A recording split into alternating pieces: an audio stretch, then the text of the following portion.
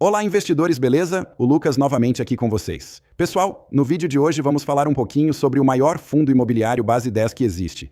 Estou falando aqui do MXRF11. Ele é o maior em questão de cotistas, ultrapassando 1,4 milhões de investidores e em questão de patrimônio também é um dos maiores que existe. Então vamos aproveitar juntos para considerar o seu último relatório gerencial, que é referente ao mês de março de 2026, que saiu durante a última semana. E vamos ver como é que está a situação do fundo. Até relembrando que no mês passado o fundo tinha diminuído um pouquinho os seus rendimentos. Deixe-me compartilhar aqui com vocês. O fundo durante um bom tempo pagou 10 centavos por cota. Durante o mês de abril, ele acabou pagando 95 centavos por cota. Porém agora voltou para 10 centavos por cota. Então, será que o fundo vai continuar conseguindo pagar esses 10 centavos? Qual será o cenário para os próximos meses?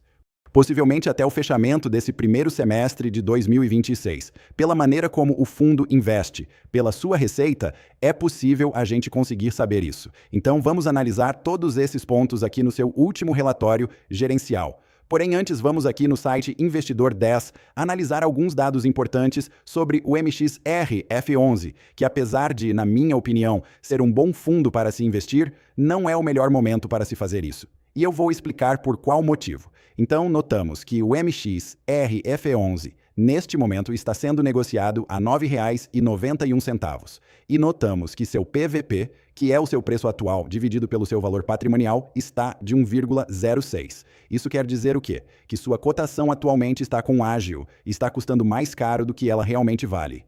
Se descemos um pouco, notamos que o preço justo de cada cota do MXRF11 é os R$ 9,38. Então está em uma diferença muito grande para o seu preço atual de negociação, que é R$ 9,91. E como eu já falei em outras ocasiões, não é aconselhável, não é indicado você investir em fundos imobiliários de crédito, no caso de papel, como é o caso do MXRF11, que estão acima do seu PVP. Como esses fundos mexem com dívidas, então não é aconselhável você pagar mais caro em cotas nesse tipo de fundo. Diferente dos fundos de tijolos, que muitas vezes têm o potencial de se valorizar bastante em questão de pouco tempo. Então, atualmente, não seria o melhor momento para se investir no MXRF11. Seria mais interessante ter um pouquinho de paciência, esperar a cotação cair e voltar para o seu preço justo, aí sim você poder investir, beleza? Notamos também que seu dividend yield anualizado está aqui de 12%. Isso significa que o fundo tem pago aproximadamente 1% de rentabilidade ao mês, além de ter uma excelente liquidez média diária na casa de R$ 3 milhões. Então você não tem dificuldade na hora de comprar ou vender cotas desse fundo. Questão de cotistas, como eu já mencionei, ultrapassou aqui 1,4 milhão de investidores, preço justo já falei. Último rendimento anunciado, que vai ser pago justamente durante essa semana, se não me engano na sexta-feira, será de 10 centavos por cota e patrimônio atual de 4,3 bilhões de reais. Então essas são algumas informações relevantes sobre o MXRF11, esse grande fundo imobiliário base 10. Aqui no seu relatório de inicial vamos considerar os principais pontos. Então aqui no comentário do gestor, ele menciona sobre a carteira do fundo. Ele diz o seguinte, que a estratégia do fundo busca alocar cerca de 80% do patrimônio Dictu em operações CRIs, com foco em nomes de crédito de alta qualidade, no caso, empresas high grade, carregos atrativos e potencial relevante de ganho de capital recorrente via operações no mercado secundário. Também menciona que o objetivo do fundo é ter até 20% do patrimônio Dictu. Pode ser alocado em permutas financeiras que apresentam retornos expressivos em torno de INCC mais 13% ao ano, além de operações estruturadas via FII, com característica de CRIs, ou posições táticas no mercado secundário com foco em ganho de capital. Aí um pouco mais embaixo, ele menciona sobre algumas movimentações que foram feitas na sua carteira de investimentos. Então a gestão menciona que no book de CRIs, a gestão alinhou, no caso vendeu, totalmente o CRI HBR Hotel W e parcialmente diversos outros CRIs com ganho de capital. Já no book de permutas financeiras, não houve investimentos em novas operações. E, por fim, no book de FIIs, a gestão alinhou, no caso vendeu, parcialmente a posição no fundo MCLO11. Então foram essas as movimentações que ocorreram no MXRF11 durante o último mês de março de 2026. Vamos aqui agora, no seu demonstrativo financeiro, considerar os principais pontos. Então aqui a gestão menciona o seguinte, que durante o mês de março o fundo teve uma receita total com valor de 48,2 milhões de reais, que foi uma boa receita. As despesas somam o valor de 3,5 milhões de reais. Então no final o fundo acabou ficando com um valor líquido para poder distribuir aos seus cotistas de 44,6 milhões de reais. Porém o valor distribuído foi de 43,7 milhões de reais, que foi justamente o valor que ele pagou durante o mês de abril, R$ 0,095 por cada cota. Então, apesar do fundo ter gerado uma receita maior do que o valor distribuído, mesmo assim ele não teria condições no caso de distribuir os 10 centavos por cota. A conta não fecharia no caso ele teria que ter gerado um valor um pouquinho maior, aí sim ele conseguiria pagar os 10 centavos. Mesmo assim, notamos que o mês de março foi um mês bem interessante para o fundo. E se descemos mais um pouco aqui, podemos conferir o seu histórico de geração e distribuição de rendimentos. Então aqui nesta linha cinza e azul, na parte de cima deste gráfico, notamos o resultado gerado pelo fundo, que está justamente na cor cinza, e o valor distribuído por cota. Notamos que durante o mês de fevereiro, o fundo acabou gerando uma receita um pouco menor do que o valor que ele distribuiu para os seus cotistas. Durante o mês de março, ele acabou gerando uma receita um pouco maior, que foi aqui de R$ 0,09, e distribuindo R$ 0,09 por cota. Então sempre tem essa oscilação, especialmente pelo fato de ele ser um fundo de papel. Mas mesmo assim, mesmo devido a essa pequena queda que ocorreu, é um fundo que continua conseguindo pagar bons rendimentos para os seus cotistas. Por isso que os investidores, de modo geral, gostam bastante do MXRF11. E se descermos um pouco aqui, pessoal, podemos notar como está distribuído o seu patrimônio atual. Então notamos o seguinte, que 76,5% do seu patrimônio está investido em operações CRIs, então operações de crédito. Esse é o principal investimento. Ele tem 12% em FIIs, 8,8% está investido em permutas financeiras e 2,4% está disponível em caixa para futuros investimentos. E outro ponto também a se notar é que ele usa, em especial, o índice PCA nas suas operações. Até se descermos um pouco mais aqui, ele menciona exatamente isso. Atualmente, ele usa o índice PCA em 90% das suas operações CRIs.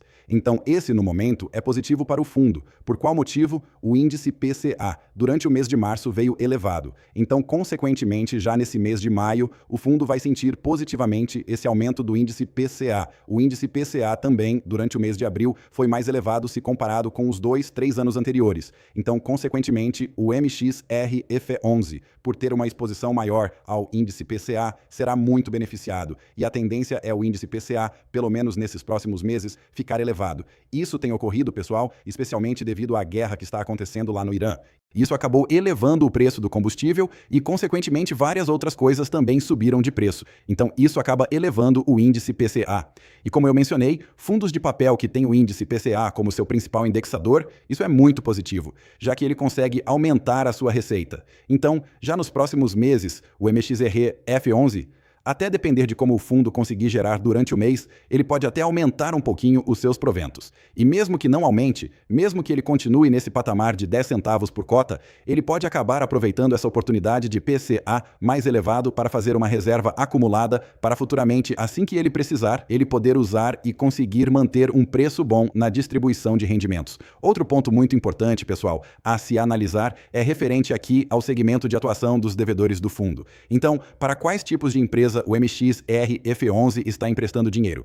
E notamos que os principais segmentos são imobiliário residencial, varejo alimentício, varejo, shopping, agronegócio e proprietas, que são relativamente até bons segmentos. Outro ponto também a se analisar referente ao MXRF11 é aqui, a taxa de aquisição das suas operações CRIs. Pelo menos a média. Então, notamos que as operações CRIs sindexadas ao índice CED e tem uma média de aquisição de 2,82%, que é uma boa taxa, é uma taxa muito elevada, se comparada com fundos de papel RAID, que geralmente é IPCA mais 4,5%, 5% ou até mais do que isso. Consequentemente, são operações muito mais arriscadas, rendem mais, porém o risco é muito maior. E os que estão indexados ao índice IPCA têm uma taxa média de aquisição de de 8,68%, que também é uma boa taxa. Então, o MXRF11 não é considerado um fundo high yield. Ele é considerado talvez de baixo para médio risco. Na minha opinião, é um pouco mais de médio risco.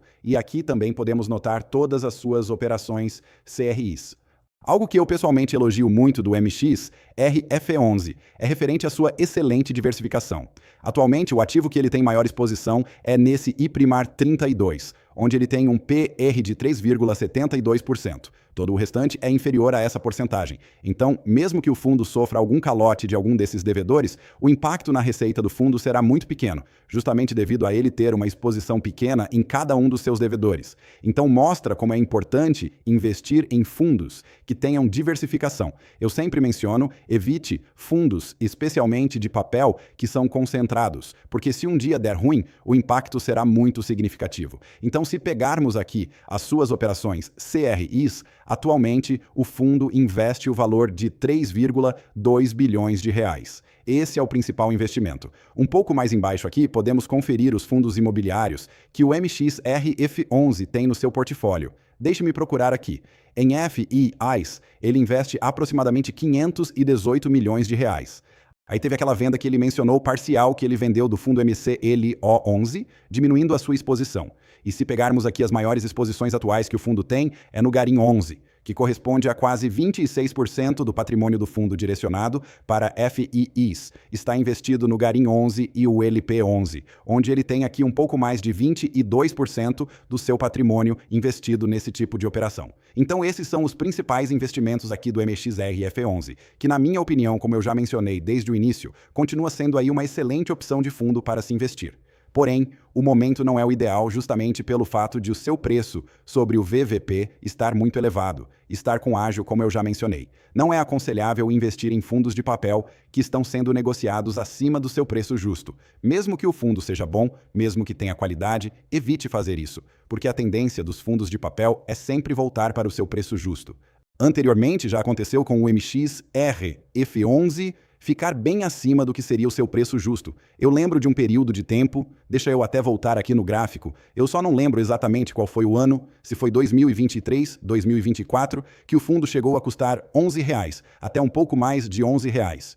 Foi nesse período aqui, 2023, final de 2023. Ele chegou a ser negociado nesse valor, sendo que nessa época o seu preço sobre o VVP estava de 1,10. Então ele estava 10% mais caro do que ele realmente valia. E notamos como depois houve aqui uma queda bem acentuada na sua cotação, voltando para o preço justo do MXRF11. Por isso que eu digo que é importante ter um pouquinho de paciência para saber o melhor momento de se investir em um fundo de papel. Beleza? Mas deixa aí, pessoal, nos comentários a sua opinião sobre o MXRF11. O que você acha dele? Acha que continua sendo uma boa opção de investimento? Deixe aí nos comentários o seu ponto de vista. Pessoal, muito obrigado pela sua atenção e até a próxima.